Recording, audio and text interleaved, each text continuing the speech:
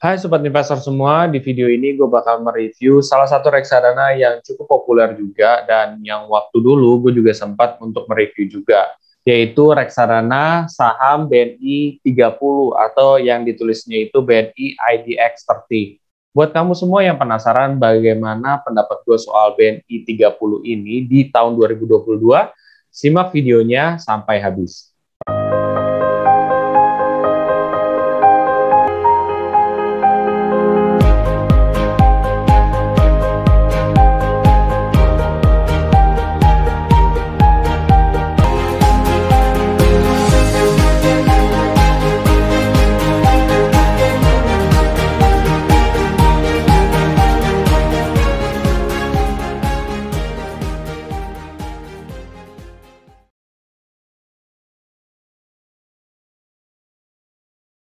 Sebelum masuk lebih dalam, seperti biasa, gue ingin disclaimer dulu. Satu, keputusan investasi ada di diri kita masing-masing.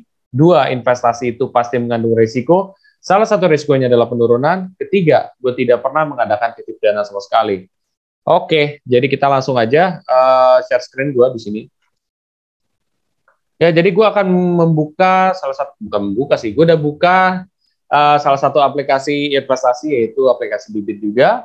Nah, di sini gue udah search BNI AM Index atau IDX 30. Oke. Berdasarkan data di sini, kita bisa lihat ya, dari secara grafiknya dia naik. Tapi jangan langsung terburu-buru asumsi ini bagus ataupun jelek. Pertama yang kamu mesti tahu adalah reputasi. Jadi reputasi itu adalah aspek pertama yang paling mesti kamu lihat ketika kamu mau berinvestasi reksadana. Apakah reksadana ini cukup baik atau tidak, atau secara manajer investasinya seperti apa? Oke. Nah, berdasarkan input juga ya, berdasarkan yang gue tahu juga, BNI ini kan sebenarnya itu secara kita nih yang nggak tahu reksadana, kita tuh udah tahu BNI apa misalkan. Oh, BNI perbankan, ya udah kita udah tahu gitu. Walaupun kita belum yang tahu soal reksadana, tapi kita udah ada gambaran nih di sini ya. Nah, BNI ini dia juga punya reksadana, guys. Jadi buat kalian yang belum tahu, ini tuh BNI ada reksadananya. Salah satunya adalah BNI 30 gitu ya. Nah, oke, dari reputasi sebenarnya udah bagus ya, di kacamata investor tuh udah pada tahu semua gitu ya. Mayoritas sudah pada tahu lah soal BNI juga. Jadi udah oke. Itu yang pertama. Kedua, sebenarnya reputasi bisa dilihat dari kalian misalkan search di Google. BNI sebenarnya pernah ada masalah apa enggak sih ya reksadananya? Kalau misalkan dia tidak ada masalah, nah ini cukup bagus. Dan sejauh yang gue tahu ini belum ada masalah sih. Ya, oke. Jadi reputasinya udah oke. Yang kedua, biasanya sih gue melihat dari sudut pandang AUM. Jadi AUM itu adalah dana kelola pada suatu reksadana. Semakin tinggi AUM-nya, maka akan semakin baik. Nah, AUM yang baik itu biasanya di atas daripada 100 miliar. Nah, di sini dana kelolaannya ini 1 triliun lebih ya. Jadi sebenarnya banyak orang yang percaya terhadap reksadana ini juga. Ya, ketika mereka percaya berarti artinya kualitasnya bagus nih untuk reksadana ini, seperti itu. Jadi ini udah 1 triliun, udah di atas daripada 100 miliar juga ya. Jadi udah oke, udah good lah gitu ya. Itu dari dana kelolaannya ya. Lalu kita lihat di sini dari kinerja ya. Aspek ketiga yang biasa gue lihat itu dari kinerja. Kinerjanya gimana? Berdasarkan 1 tahun terakhir di sini kinerjanya 7,6%. Nah, 7,6% ini udah cukup baik sebenarnya ya. Menilai kondisi saat ini ya, saham-saham ataupun reksadana saham biasanya tuh lagi tertekan, guys, gitu. Kalau kalian lihat misalkan ya, di data rata-rata reksadana saham ya, dia tuh returnnya juga ya 4%, 9%, ada 21%, lagi bagusnya 8%, 4% tuh.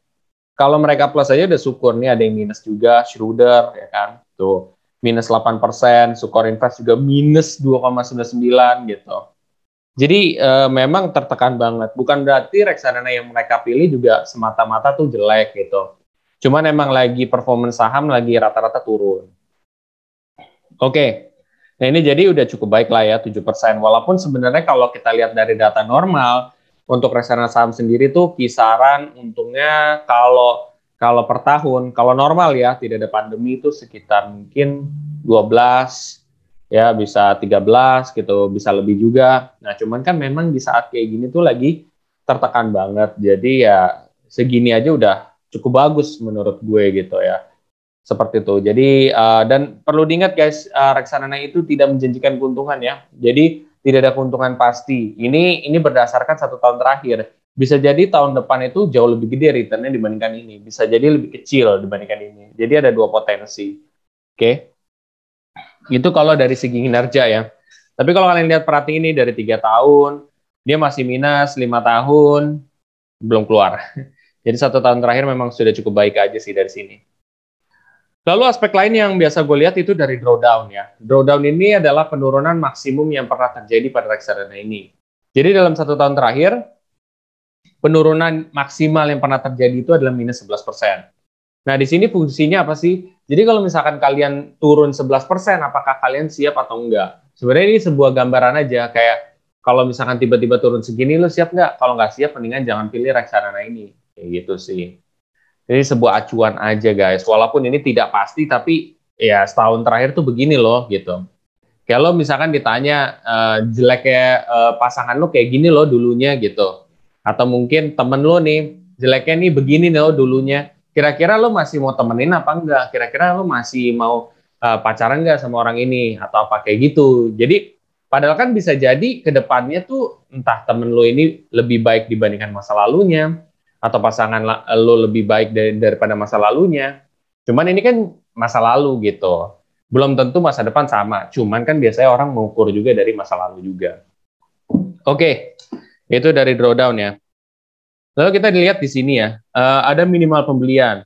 Minimal pembeliannya 10.000. Jadi ini salah satu benefit dari BNI 30 juga, dia tuh bisa dimulai dari angka yang kecil banget, yaitu 10.000 ya. Ya, seperti itu sih. Lalu bank kastedian dan bank penampung. Bank kastedian dan bank penampung, lebih ke bank penampung sih. Ini standar charter.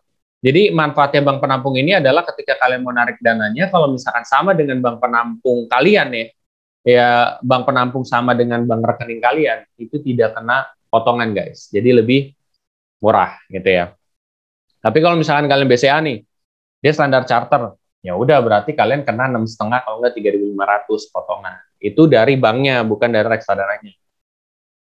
Oke, nah oh iya gue juga lupa kasih tahu ada yang namanya expense ratio. Expense ratio itu adalah biaya-biaya yang dikeluarkan manajer investasi dalam mengelola reksadana ini.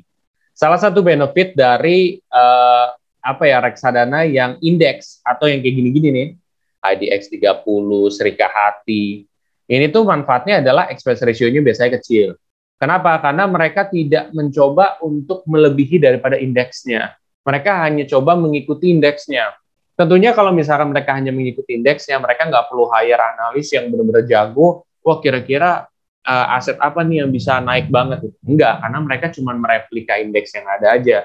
Jadi tentunya cost atau biaya yang dikeluarkan manajer investasi itu lebih sedikit ketimbang apa namanya reksadana-reksadana yang non indeks gitu.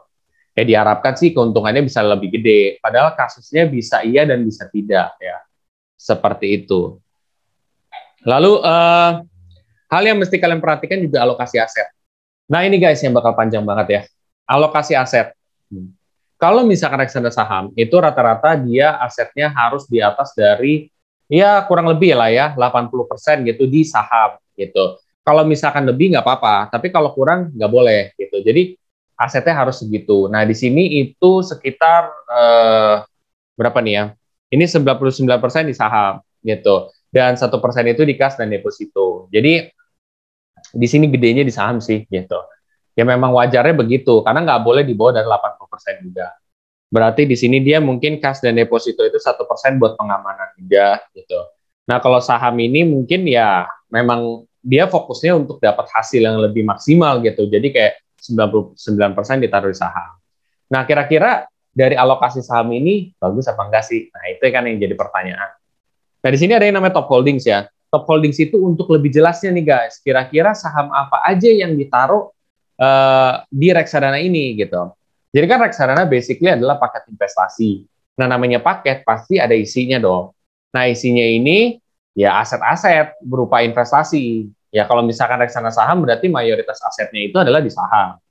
Nah di sini ada saham Carwen Popkan Indonesia. Nih, gue buka salah satu aplikasi investasi saham yaitu Stockbit ya. Nah, di sini ya Carwen Popkan Indonesia. Di sini kalau kalian lihat ya, secara kinerja satu hari aja dia minus 0,43% ya. Jadi emang lagi minus juga. Kalau kinerja setahunan itu minus 16%. Wah, jadi ini lagi turun banget nih guys. Tapi kita juga nggak bisa menyimpulkan apakah ini pasti jelek atau gimana, kan kita nggak tahu ya. Kalau dari secara kinerja kurang begitu baik ya, minus 16%. Nah, biasanya gue lihat dari net income-nya atau pendapatan bersihnya. Ternyata kita lihat dari 2021, dari kuartal 1, kuartal 2, kuartal 3, ternyata makin menurun guys. Jadi yang tadinya dia gede, ya sekitar 1 triliunan, terus tiba-tiba 1,4 triliun, turun jadi 1,3 triliun, lama-lama turun jadi minus 157 miliar. Nah di sini kan berarti secara net income kurang begitu baik ya guys ya. Ini dari sudut pandang gue loh ya, dan berdasarkan data saat ini. Data bisa berubah sewaktu-waktu. Nah, selanjutnya kita bisa lihat daripada di sini ya. Kita mau lihat nih kira-kira harga ini tuh kemahalan atau enggak sih ya 5725 ini. Nah, kita bisa lihat daripada PE ratio-nya dikali EPS-nya. Biasanya gue akan melakukan seperti ini guys ya. PE ratio 26,43 dikalikan dengan 217,59 ya, jadi dua benar ya, sebentar ya, kita 26 salah nih guys. Oke, 26 titik ya, 2643. Nah, oke, ternyata di sini 5750. Nah, 5750 berarti nilai intrinsiknya itu lebih gede dibandingkan yang ditawarkannya ya, 5725. Artinya apa? Artinya memang di sini sahamnya lagi murah gitu ya, berdasarkan dari hitungan gue juga. Nah, kalau kita lihat daripada apa ya, kita bisa lihat juga dari ROA dan ROE ya. Return on asset atau return on equity itu kita bisa lihat. ROA-nya di sini udah di atas dari 1%. Jadi sebenarnya menurut gua itu udah cukup baik. Jadi return on asset itu kita pengen tahu apakah si perusahaan ini cukup efisien apa enggak dalam pengelolaan asetnya. Kalau misalkan dengan asetnya dia segini, kira-kira dia bisa mengenerate keuntungan seberapa banyak nih. Kalau misalkan dia minus, berarti ya otomatis tidak sebanding gitu loh dengan aset yang dia punya. Kalau misalkan dia plus, berarti itu udah cukup efisien nih dengan aset yang ada. Nah, di sini udah 12,28%. Menurut gue udah cukup baik sih gitu ya. Memang beberapa penilaian ada yang bilang, oh kalau misalkan di aset-aset berupa kayak makanan atau minuman ya di sini, itu harusnya di atas dari 10% atau di atas dari 14%. Kalau menurut gue sih udah di atas dari 1-2% udah cukup oke sih. Apalagi ini udah di atas dari 10%, jadi ya sejauh dari TTM-nya ini ya, trailing 12 months ini udah cukup baik sih sebenarnya. Nah, return on equity-nya itu 17,65%. Menurut gue juga udah cukup baik. Nah, return on equity apa sih? Return on equity itu basically adalah kayak seberapa efisiensi mereka pengelolaan modalnya sendiri gitu ya. Jadi semakin dia gede ya, maka semakin efisien. Nah, di sini udah di atas dari 15%. Sebenarnya normally di atas dari 8% aja udah cukup oke. Ini udah 17,65%. Jadi udah cukup baik ya. Jadi dari kalau kita lihat dari net income dia kurang, dari grafik dia kurang, tapi ternyata dari ROA dan ROE-nya dia cukup baik sih. Lalu kita juga bisa lihat dari utang-utang perusahaan ini ya. Nah, di sini berdasarkan rasio ya, di debt to equity ratio per quarter di sini itu 0,23. Jadi 0,23 menurut gua sebenarnya masih rendah utangnya mereka ya guys gitu. Nah, kita balik lagi kalau mereka punya utang rendah ataupun tinggi kan mereka sanggup bayar apa enggak sih? Ternyata kita lihat dari current ratio-nya itu 1,95. Jadi kemampuan mereka untuk membayarnya itu tinggi guys gitu. Kalau pokoknya di atas daripada 1 ini udah cukup baik guys. Ini 1,95 jadi cukup baik. Lalu kita lihat daripada dividen. Oh, dividennya ganteng nih guys. 112. Jadi dividennya juga bagus. Dia bagi dividen 112. Oke.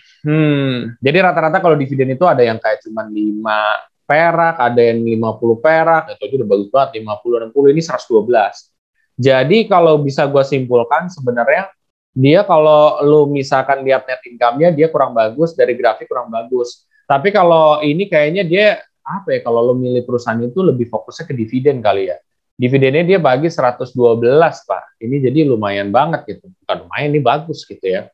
Besar gitu. Dan kalau dari rasio utangnya juga sebenarnya masih cukup baik ya gitu. Mereka juga sanggup untuk bayar utangnya. Kalau apa ya, memang harus melunasi semua itu pun sanggup sebenarnya.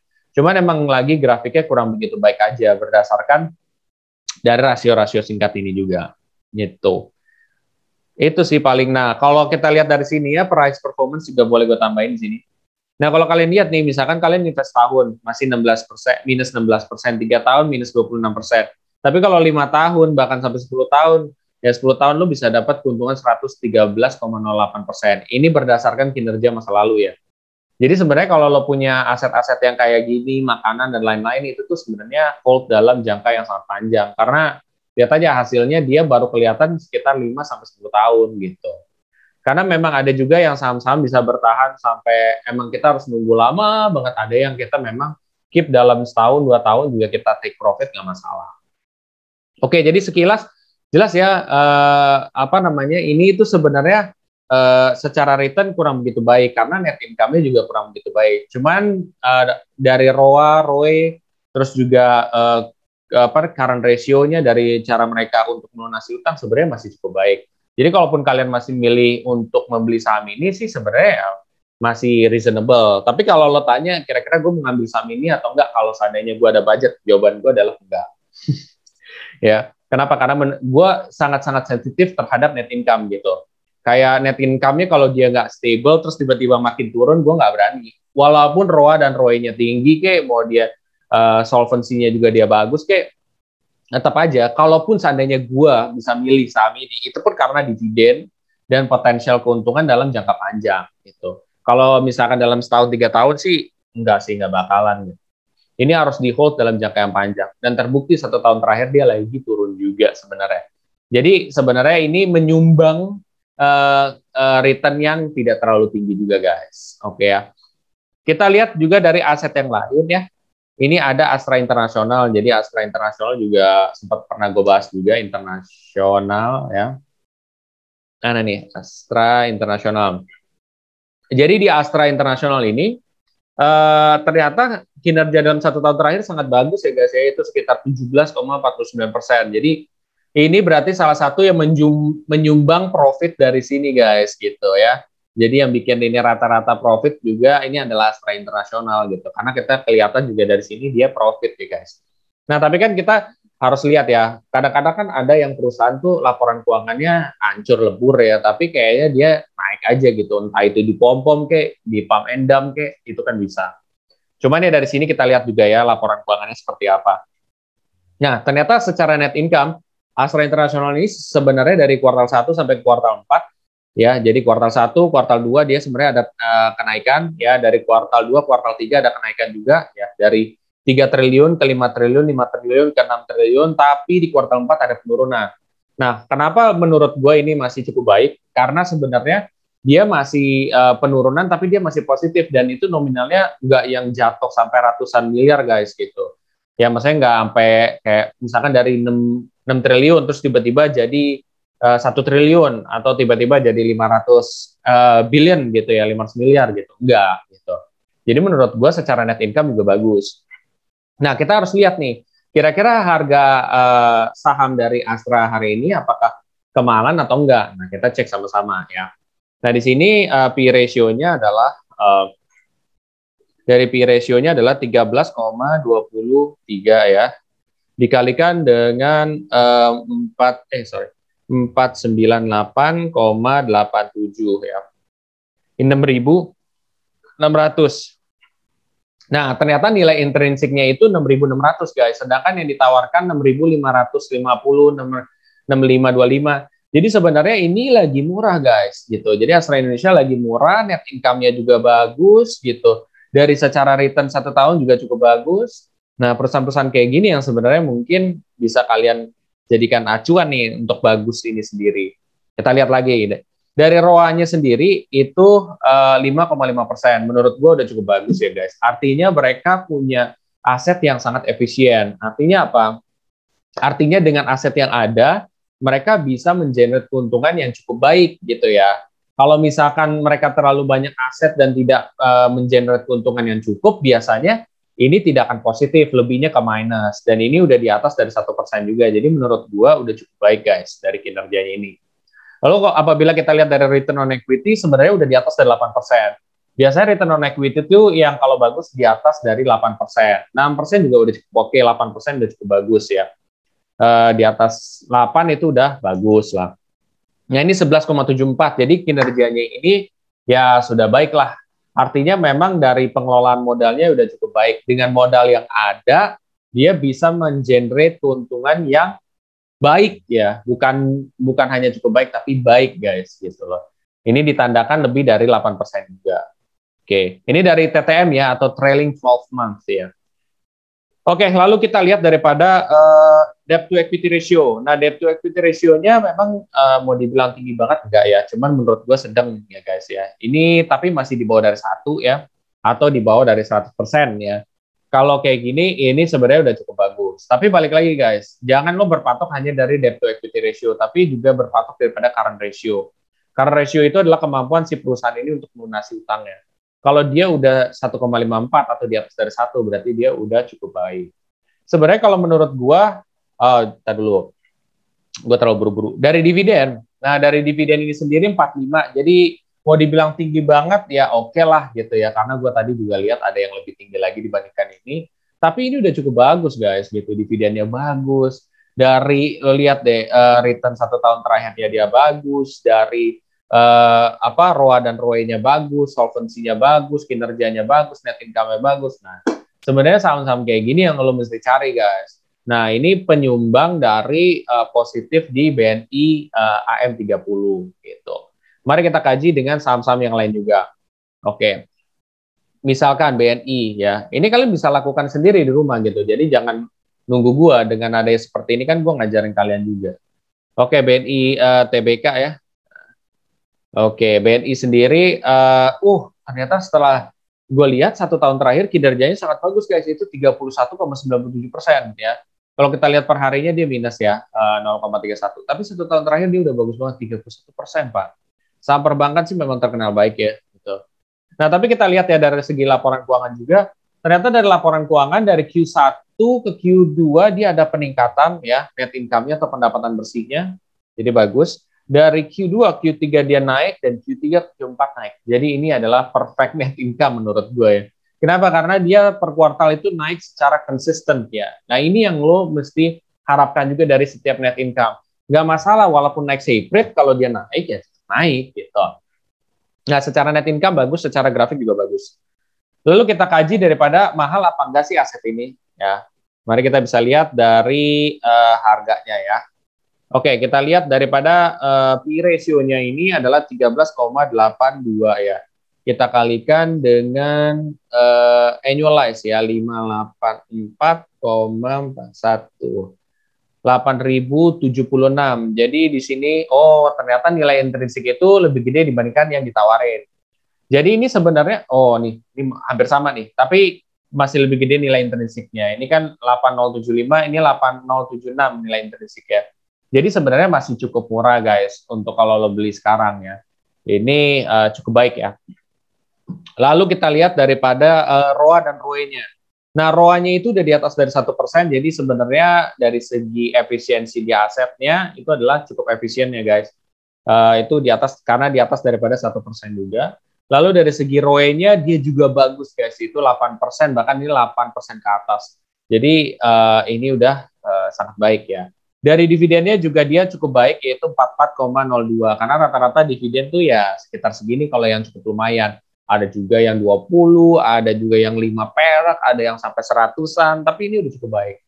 Ya. Lalu kalau gua total, ini menurut gua bagus apa enggak? Menurut gua laporan keuangannya sangat bagus gitu. Kenapa? Dari net income-nya meyakinkan, ya. ROA dan ROE-nya bagus, dividennya juga dia oke gitu ya.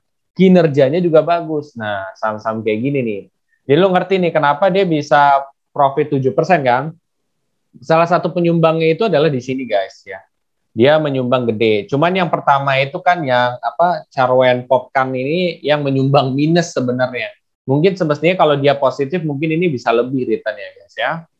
Lalu kita lihat daripada Adaro Energi ya. Adaro Energi kalau kalian lihat di sini Adaro Energi ya. Kita lihat Adaro Energi, Adaro Energi ya. Kita bisa lihat, nah secara 1 tahun terakhir kita bisa lihat bahwa kinerjanya 117% guys. Jadi memang secara kinerja masa lalu dia sangat baik ya.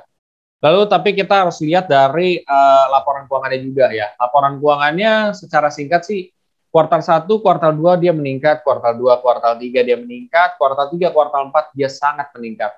Jadi menurut gua laporan keuangan untuk net income-nya itu sangat baik ya guys. Karena di yang kuartal 3, kuartal 4 loncatnya tinggi banget gitu. Nah, jadi net income-nya baik, kinerja masa lalu juga baik. Lalu kita lihat apakah harga segini udah kemahalan atau tidak, mari kita cek ya. Nah, ternyata kita bisa cobain pun 6,53 dikalikan dengan misalkan berapa sih ini? 416,70 ya, 416,70.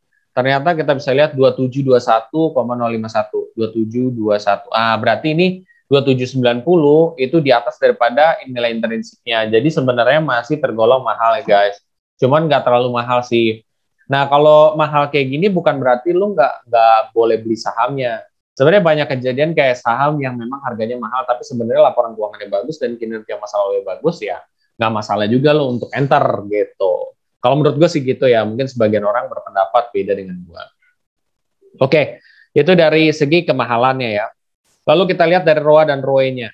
Nah, di sini dari return on asset atau return on equity-nya di sini udah cukup baik. Ini udah di atas dari 1% ya. Artinya memang perusahaan ini cukup efisien dalam pengelolaan asetnya juga. Karena berarti dengan aset yang dia punya, dia bisa mengenerate keuntungan yang baik, bahkan di atas daripada rasio 1%. Ini 12%. Jadi udah sangat efisien. Lalu ROE ya, return on equity ya. Return on equity-nya juga di atas dari 8%. Jadi sebenarnya secara kinerja ini udah sangat baik ya. Dari segi efisiensi aset dan permodalannya juga. Lalu kita lihat daripada rasio utangnya. Rasio utangnya masih lumayan sih ya. Ini kecil sih. 0,39 ya per quarter ini. Jadi menurut gua berdasarkan data di sini masih oke lah gitu ya. Dari rasio utangnya nggak yang gede-gede banget gitu ya. Ini termasuk kecil ke sedang kali. Kecil lah. Nah, itu kalau kita lihat dari current ratio-nya itu udah di atas dari 1. Ini udah 2,08. Jadi menurut gua ini udah cukup baik guys. Karena current ratio yang baik itu udah di atas dari 1 atau di atas dari 100%. Berarti perusahaan ini kalau dia punya utang, dia bisa bayar secara sampai lunas gitu ya. Jadi kemampuan untuk membayar utangnya juga tinggi. Kalau kita lihat dari dividen, ini sangat baik guys. Itu 66,50. Jadi ini performanya bagus. Nah, rata-rata gimana menurut pendapat gua? Secara singkat, gue melihat kinerjanya itu baik ya guys. Bahkan kalau lo lihat di sini, itu kinerjanya itu sangat baik ya. Lo misalkan invest 1 tahun terakhir 117%, 3 tahun 95%, dan rata-rata positif guys gitu. Ya, di sini net income-nya juga bagus, dividennya bagus. Cuman ini sih lagi kemahalan aja minusnya. Sisanya yang lain bagus. Jadi menurut gua bahkan Adaro lebih bagus dibandingkan beberapa yang tadi positif yang gue lihat tadi ya, yang gue bahas. Nah, ini mungkin sampai Merdeka Copper Gold aja ya guys ya. Oke. Merdeka Copper Gold. Oke. Kita lihat di sini PT Merdeka Copper Gold ya. Bagaimana sahamnya PT Merdeka Copper Gold di sini? Coba mari kita bahas sama-sama ya. Merdeka kok nggak ada sih? Merdeka Copper Gold. Merdeka Copper Gold. Oke. Kita akan bahas sama-sama di sini ya. Secara kinerja 1 hari memang dia ada peningkatan 0,23, secara 1 tahun dia naik 83,54%. Kayaknya kalau gue lihat ya rata-rata tuh yang kayak tambang tuh bagus ya 1 tahun terakhir ini ya. Biasanya secara kinerja bagus ya.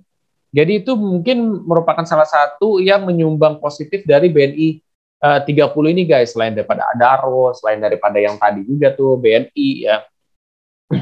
Kita lihat dari laporan keuangannya. Ini dia dari Q1-nya dia minus 73 miliar, Q2-nya dia 158 miliar naik, Q3-nya itu 216 dia naik juga, di Q4-nya sayangnya dia turun 2 miliar. Tapi menurut gua ini masih tergolong bagus guys, karena dia naik-naik tapi dia sedikit ada penurunan aja 2 miliar. Jadi dari laporan keuangannya bagus. Untuk net income-nya ya, untuk pendapatan bersihnya gitu. Karena kita juga harus lihat ini perusahaan pendapatan bersihnya bagus apa enggak. Oh ini ternyata dia cukup baik lah gitu, walaupun ada penurunan 2 miliar. Lalu kita lihat harga sahamnya mahal atau enggak. Mari kita bahas sama-sama. 192,65, 192,65 dikalikan dengan 22,53 ya, sebentar ya. 22,53. 4340 ya. 4340,4045. Jadi sebenarnya 4360 ini lagi mahal ya guys gitu, 4360 karena nilai intrinsik itu 4340 berdasarkan data saat ini gitu ya. Jadi ini emang lagi sedikit mahal aja sih dibandingkan harga intrinsiknya juga. Tapi kan ini juga bukan berarti jelek ya guys ya, seperti yang tadi gue jelasin juga. Lalu kita lihat daripada ROA dan ROE-nya. Dari return on asetnya itu dia udah cukup baik ya, udah di atas dari 1%. Jadi sebenarnya memang pengelolaan asetnya udah cukup efisien juga berdasarkan trailing 12 months ini. Lalu kita lihat daripada return on equity-nya dari trailing 12 months-nya itu dia positif. Nah, cuman jeleknya itu adalah 4,78.